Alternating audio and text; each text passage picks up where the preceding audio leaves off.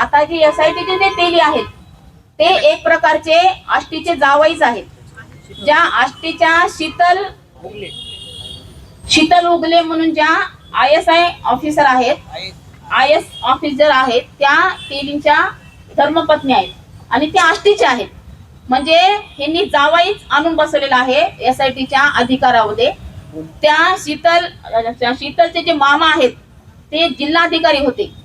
परत दुसरे जे आजोबा ते तहसील क्लार्क होते, कुठले? आष्टीचे. म्हणजे इथं सुद्धा तुमचं धसांचंच इथं मनमानी चालू आहे.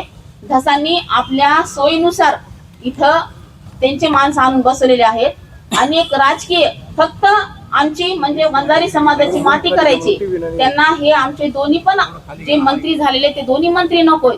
जे 40 वर्षात घडलं नाही ते ह्या वेळेस घडलेलं आहे आणि ते पूर्ण त्यांच्या डोळ्यात खुपते. आणि त्या लोकांना कमी करण्यासाठी एक प्रकारचं टार्गेट त्यांनी माझ्या मिस्टरांना केले.